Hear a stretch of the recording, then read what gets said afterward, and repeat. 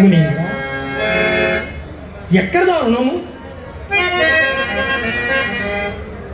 ఏమి ఎక్కడి రుణమా లేక ఎక్కడి దారుణమా? ఏమి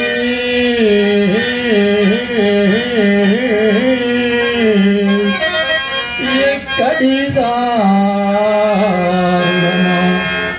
అసలు అసలు లేదు.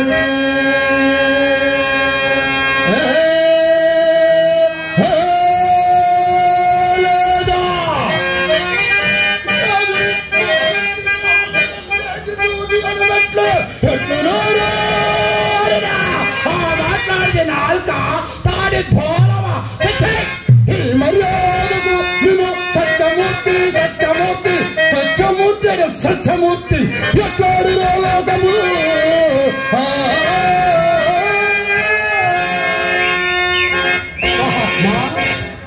మమ్మల్ని అన్యాయముగా బాధించడం మీకు పాడియా మహాత్మా? ధరణి సర్వస్వము నీకే, ధరణి సర్వస్వము నీకే భారతవాసి.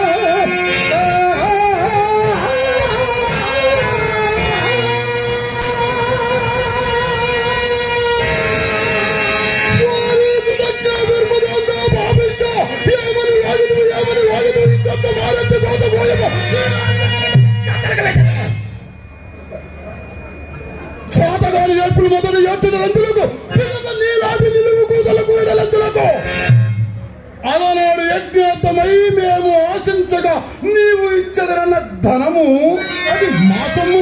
మరి మాకు రావలసిన సొమ్ము మేము అడుగుతా లేని అప్పుడు తలంగట్టనియా. ఓహో, ఇప్పుడు దానము గావించిన ఈ రాజ్యము కూడా లేని అప్పులలోనే చేరినదా ఏమి హరిశ్చంద్ర? కోపింపుకమయ్యా, నేనిప్పుడు చేత అరకాసు కూడా లేని నీచ దరిద్రగతి ఉన్నాడన కదా మహాత్మా. ఒక్క మాసం గొడవ సగినచు ఏ పాటుకైనా పడి మీ సొమ్ము చెల్లించుకుందరు మహాత్మా. ఇంకా మొదటనే ఇట్లా అడుగుకున్న గాని ఎంత బాగుండను.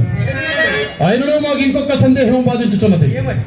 నీకు దినదినము లభించు ద్రవ్య వల్ల పానాదుల కింద వేయపరచుకోగా మా ఎప్పేర దీక్షతకు కావున భోజన వ్యవహారం పట్ల మగుమడం పనికిరాదు. కావున నీపై నిలువుగా నా శిష్య నక్షత్రాన్ని పంపించదను. శిష్య నక్షత్రగా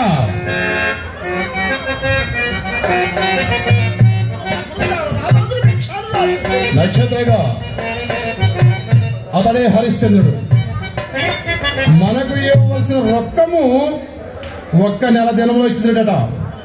ఇందు ఒక్క కాసైన నువ్వు జారవిడి ఒక మొత్తం కూర్చుకురమ్ము. హరిశ్చంద్ర ఇతడే నా ప్రేషిత నక్షత్రకుడు. చిన్ననాటి నుండి గడుగు హరాభముగా పెరిగిన వాడు ఆయాసముడు వట్టి అలిపిరికి ఆకలైనప్పుడు తిన్నగా ముప్పుడు అన్నము కూడా అడగనేనగడ కావున ఈయన వేళ తప్పింపగా మా కుమారులు చూసుకున్నాము. అటువంటి మహాత్మా సాధ్యమైనంత వరకు అట్లే చూసుకుని సాధ్యమవుతున్నాడు. అక్కడ సాధ్యమైన సాధ్యములు ముందున్నవి, మరి అవి నా చేతనున్నవి. నీవు ప్రాణం ఇస్తావుగమ్ము. హరిశ్చంద్ర నీకేమైనా పిచ్చియా? నా ఎంతటి వారి ఉపదేశం త్రోసి వేసి పడరాని ఎగసాడు తన ఒక్కుపోతున్నావు ఈ నిష్కాల పాదయందులకు. చక్కదనాల సుక్కయగు నా పెంపుడు కూతుర్ని నీవు వివాహమాడము. అట్లు కాదేమి నీవు పడుపాట్లు కొత్తలు మరవు. మహాత్మ అది అంతయు కర్మాధీనము మహాత్మ. చూడము కాలిది కాదన్నటికి కాలిది కాదన్నటికి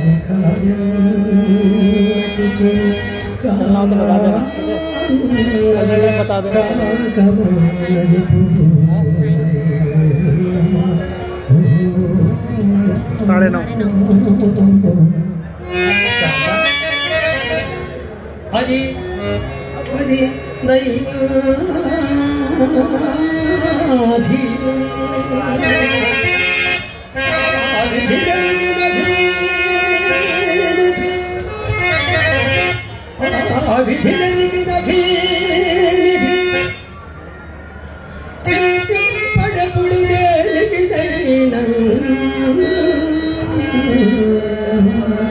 Terima kasih.